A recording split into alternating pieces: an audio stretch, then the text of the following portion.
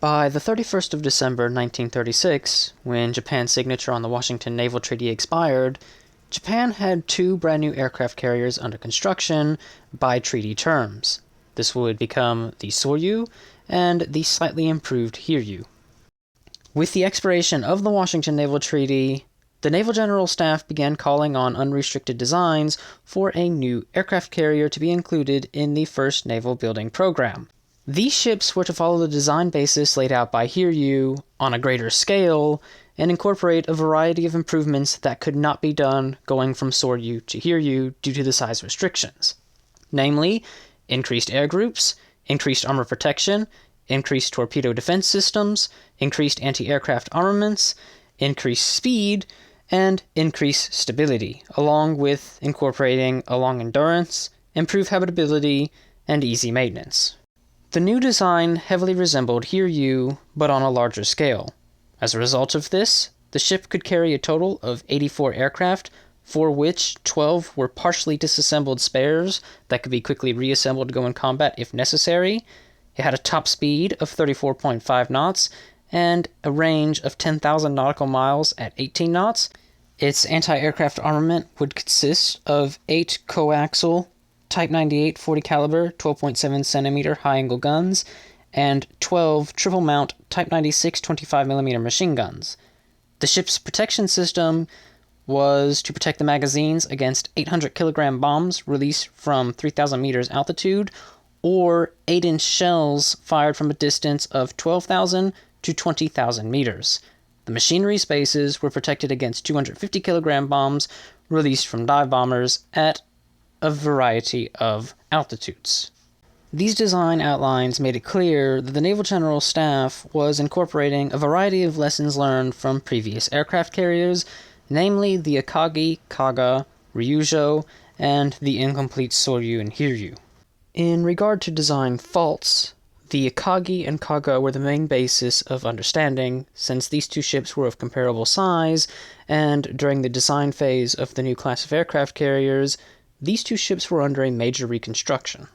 The ships did not have the desired stability, but this was related to the fact that these were two conversions. That meant they were restricted based off of the already complete battlecruiser and battleship hulls that the flight deck and hangars were built on top of.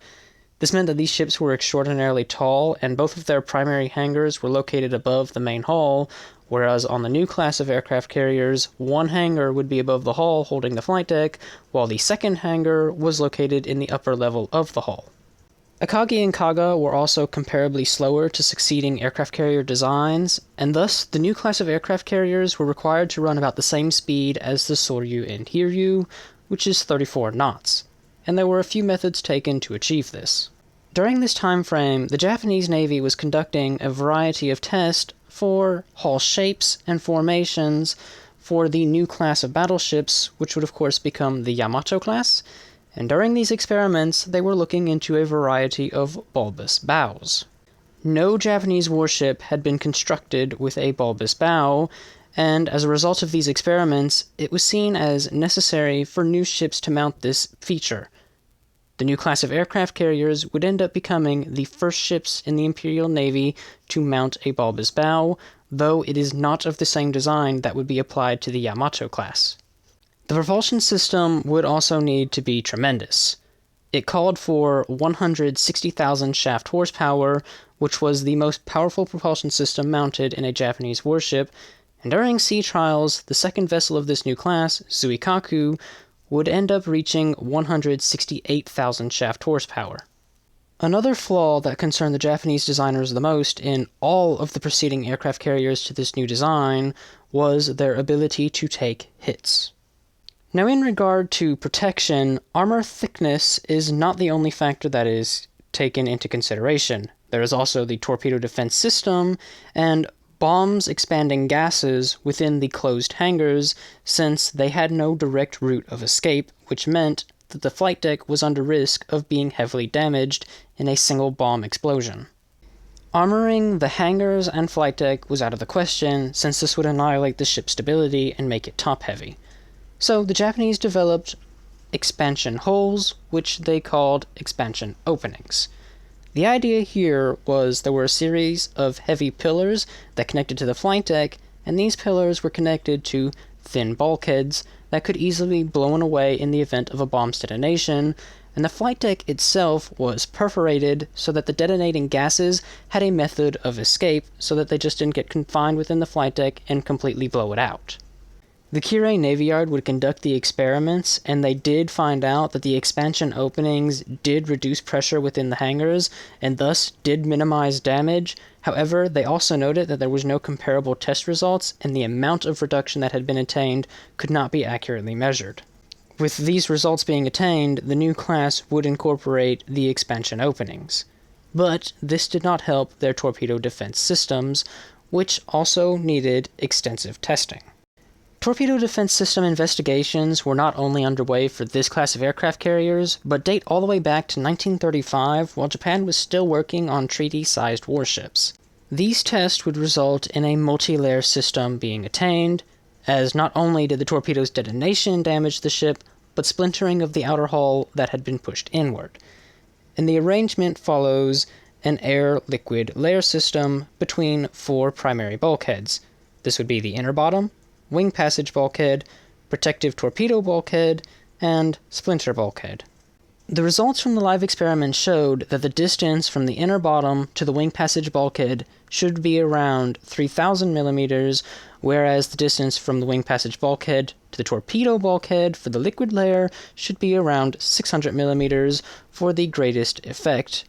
However, the Japanese, when going to incorporate this system on the Shōkaku class, made the distance for the air tank 2,200 millimeters and the liquid approximately 1,000 millimeters.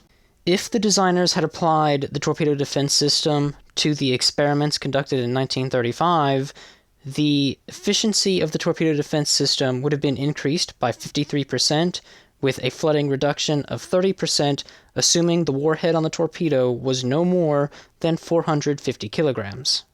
The designer's alterations in the air and liquid tank proportions created a less efficient torpedo defense system. However, when it is compared to the preceding types of aircraft carriers, it was still superior in every regard. Speaking of superior, that brings us back to armor thickness, since this is still a vital component to the ship's defensive capabilities, and for the Shōkaku class, the Japanese used the same system that was applied to the most recent heavy cruisers of the Mogami and Tone classes. The main belt could get upwards of 165 millimeters in thickness, and it was inclined at up to 25 degrees, depending on what location of the hull we are looking at, while the deck had a maximum thickness of 132 millimeters above the magazines. The armor system that was applied did in fact cover the guidelines that I had stated for the armor defense system earlier in the video. Moving on from the ship's defensive capabilities, let's take a look at some of the general arrangement options that had been looked into during the development of this design. And the first one we'll look at is the placement of the island, since the initial design called for the island to be placed halfway down the flight deck on the port side, as could be seen on the Hiryu and reconstructed Akagi. Now, there were 2 reasons why the Japanese investigated placing the island halfway down the ship's flight deck on the port side, and both of these reasons were at the request of the Naval Air Department. They wanted more flight deck available for takeoff, and they believed that the island at the forward part of the ship hindered the plane's ability to take off, and they also believed its forward placement messed with the airflow over the flight deck and created turbulence, which in turn hindered takeoff. Before the Akagi went through the fitting out stage of its construction, meaning the island was not yet installed, the ship was decided to be used for a test, and a wooden mock-up of the island was placed in the intended position for the real one, and the ship would sail from Yokosuka to Sasebo to measure the airflow over the flight deck, and the Japanese found that there was no significant impact on the airflow depending on the island's position forward or aft or starboard to port. With regards to takeoff and landing, the Japanese pilots preferred to have the island further forward, as they viewed it better to have more flight deck available for landing than to have more flight deck available for takeoff, and since the islands on the Japanese carriers were so small anyway, it did not pose a threat when taking off if placed further forward, and thus During the construction of Shōkaku and Zuikaku, the island's placement was redesigned to 1/3 of the distance on the flight deck back on the starboard side. However, due to the advanced state of Shōkaku's construction by the time this decision had been taken, the supporting system for the island on the port side had already been installed in the upper hangar, and it was decided to leave this in place to not increase the ship's construction time, and thus upon completion, Shōkaku had less hangar space available in its upper level, which meant it carried one less plane than Zuikaku. The Shōkaku class would also consist of a different rudder system from Soryu and Hiryu, as once again, Yamato test had influenced the design, and this meant that there were 2 rudders, both on the center line, with a large primary semi-balanced rudder and a small balanced auxiliary rudder. The idea behind this rudder arrangement was that the primary rudder would turn the ship while the auxiliary rudder would support the primary rudder in straightening the ship's course out quickly. However, when testing the auxiliary rudder on the Yamato class during sea trials, it was found that the auxiliary rudder's effect was unsatisfactory and was effectively useless. Even with these results being attained on the Yamato in 1941, the Taiho in 1943 would implement the same rudder system. With all of the investigations having been completed and the design compiled, hulls number 3 and 4 were ordered from Yokosuka and Kawasaki respectively, with number 3 being laid down on the 12th of December 1937, and number 4 being laid down on the 25th of May 1938. Of course, these would become the Shōkaku and Zuikaku, Japan's ideal aircraft carriers. These carriers were considered so well designed that they were often regarded as superior to the succeeding Taiho by Japanese designers, and some could argue that this is in fact true. But the development of Taiho is a story for another day. So, if you have enjoyed this video, why not leave a like and a comment down below, and have a wonderful day.